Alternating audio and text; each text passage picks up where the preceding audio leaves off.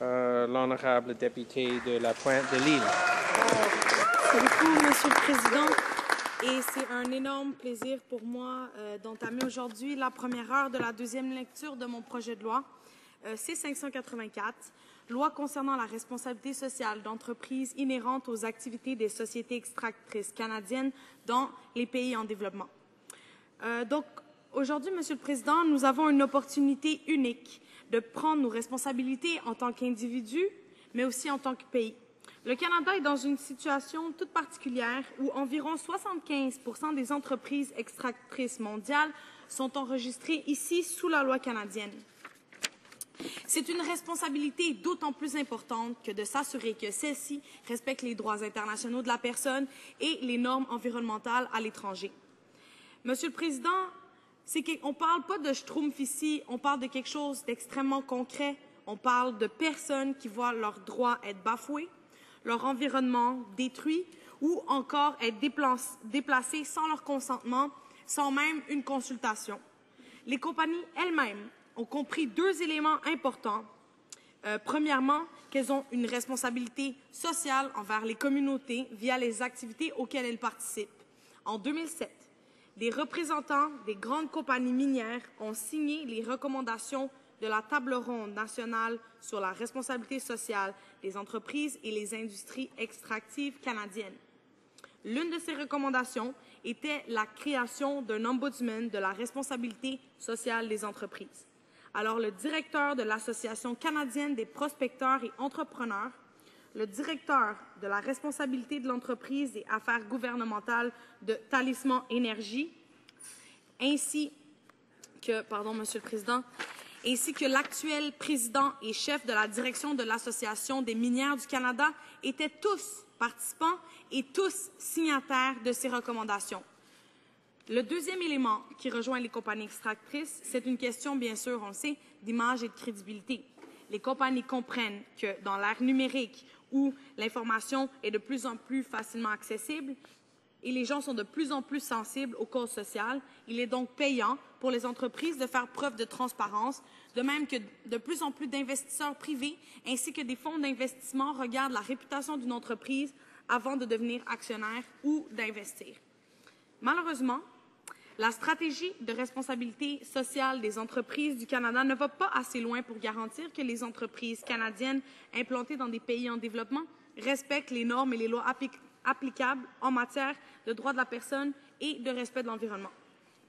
En 2009, le gouvernement conservateur a créé le Bureau du conseiller en responsabilité sociale des entreprises en réponse au rapport de la Table ronde nationale sur le même sujet, mais lui a octroyé aucun véritable pouvoir. Le conseiller ne détient ni l'autorité d'enquêter sur des plaintes, ni le pouvoir judiciaire d'assurer que les parties impliquées participent de bonne foi au processus d'arbitrage. Le bilan, c'est un fiasco, Monsieur le Président, parce qu'aucun des 6 cas soulevés n'a abouti jusqu'en médiation, et même 3 d'entre eux ont vu les compagnies minières, elles-mêmes accusées de violation des droits de la personne, refuser de participer à la médiation. Donc, tous les cas sont fermés et la première conseillère nommée, Marketa Evans, a démissionné en octobre 2013, un an avant la fin de son mandat, et le poste de conseiller reste toujours inoccupé depuis sa démission. L'industrie a indéniablement besoin de réviser la manière dont elle gère ses relations avec les gouvernements et les communautés à l'étranger. Mais pour ce faire, elle a besoin de balises claires et de l'aide du gouvernement. Il est temps de voir la réalité en face. Les mesures volontaires ne fonctionnent pas et la bonne volonté des entreprises ne suffit pas. Dans un rapport datant de 2008, M. John Ruggie fait notamment valoir que le cadre législatif régissant les activités des entreprises du secteur des ressources naturelles est dépassé. Dans un rapport, je tiens à le mentionner, à l'Assemblée générale de l'ONU. Il constate également que les pires cas d'atteinte aux droits de la personne se sont déroulés dans des pays à faible revenu, dans des pays qui venaient de subir ou subissaient encore un conflit, ainsi que dans les pays où l'état de droit était faible et la corruption forte. Ce cadre de référence prévoit 3 grandes obligations qui imposent aux États et aux entreprises. L'obligation qui revient aux États de protéger les populations, principalement par des mesures législatives, administratives et judiciaires, Lorsque des entreprises portent atteinte aux droits de la personne, la responsabilité qui incombe aux entreprises de respecter les droits de la personne en faisant preuve de diligence raisonnable et en prenant conscience de l'impact préjudiciable de leurs activités et leurs relations économiques que peuvent avoir sur les droits humains, et l'obligation d'assurer l'accès à des recours effectifs par le biais de mécanismes judiciaires ou de mécanismes non judiciaires. C'est donc normal qu'elles doivent être redevables pour leurs actions à l'étranger. Malheureusement, plutôt que de mettre l'accent sur l'établissement de mécanismes effectifs, obligatoires, le gouvernement conservateur préfère encore agir de manière flasque et molle et promouvoir des initiatives volontaires. Le projet de loi C-584 prévoit la mise en place d'un ombudsman avec un mandat clair et un cadre précis de réels pouvoirs, Monsieur le Président. Nous avons besoin d'un ombudsman indépendant chargé de faire respecter les normes et les lois en matière de responsabilité sociale des entreprises. L'ombudsman aura comme mandat d'enquêter sur les plaintes portant sur les agissements des sociétés canadiennes à l'étranger, de publier le résultat de ces enquêtes, mais également de recommander des modifications législatives ainsi que de recommander au gouvernement du Canada des sanctions aux entreprises fautives. Nous croyons que le Canada doit promouvoir à l'étranger des valeurs de respect, de justice sociale, de protection de l'environnement et de droits de la personne. Des pratiques qui ne sont pas permises au Canada ne devraient pas l'être à l'étranger. Tenir les compagnies extractrices responsables, c'est une question de justice.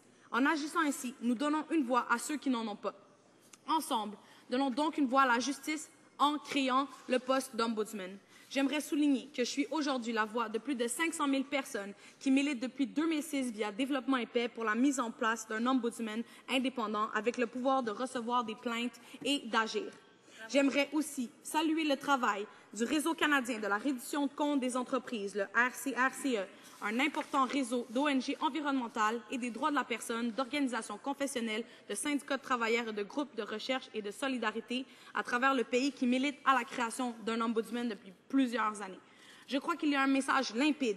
Lorsque les ONG et les entreprises signent de manière commune une recommandation, je crois qu'à titre de législateur, nous avons le devoir d'être à l'écoute de la société. Monsieur le Président, pas plus tard que la fin de semaine dernière, il y a eu le déroulement du Tribunal permanent des peuples, le TPP.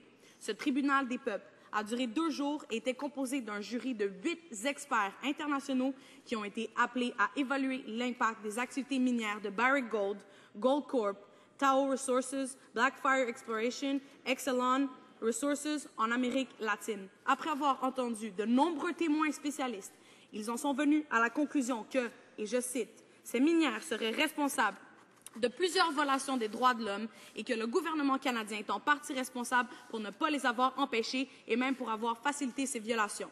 Je cite encore, les compagnies minières canadiennes agissent souvent comme de nouveaux colonisateurs. Elles arrivent dans les pays, prennent possession des terres et violent les droits des peuples à l'autodétermination, a déploré Mireille Fanon-Mendez de la France, l'un des 8 experts qui siégeaient dans le jury lors de la lecture du verdict dimanche après-midi.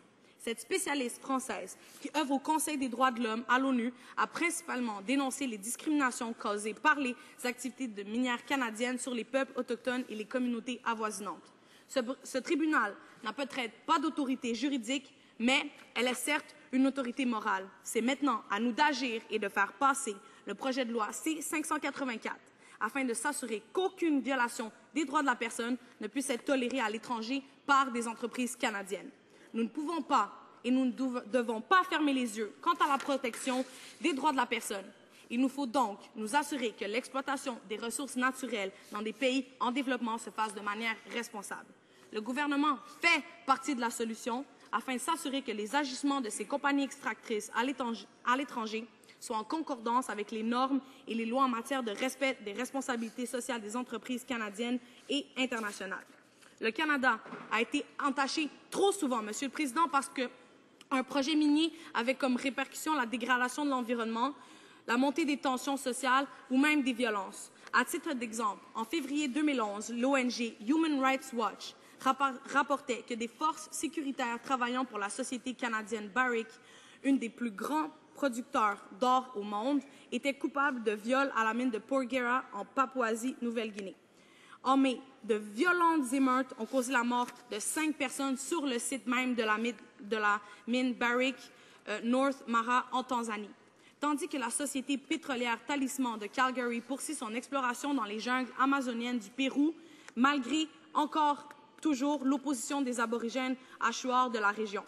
Pourtant, Monsieur le Président, Talisman continue d'être perçu comme un champion de la responsabilité sociale des entreprises dans l'industrie pour son appui public au concept du consentement libre, préalable et informé des aborigènes. Trouvez l'erreur, Monsieur le Président. Et si vous n'êtes pas toujours convaincu de l'urgence d'agir, je peux vous rapporter au 14e rapport du Comité permanent des affaires étrangères et du commerce international. En voici le résumé.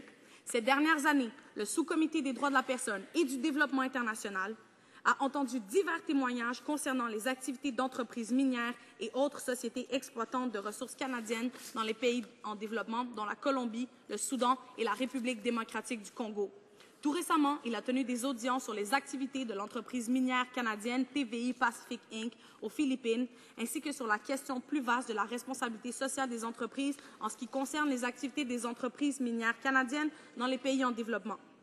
Ces audiences ont mis en évidence le fait que les activités minières dans certains pays en développement ont eu des conséquences nuisibles sur les communautés locales, particulièrement dans le cas où la réglementation régissant le secteur minier et ses effets sur le bien-être économique et social des employés et des résidents locaux, ainsi que sur l'environnement, est faible ou inexistante, ou là où elle n'est pas appliquée du tout.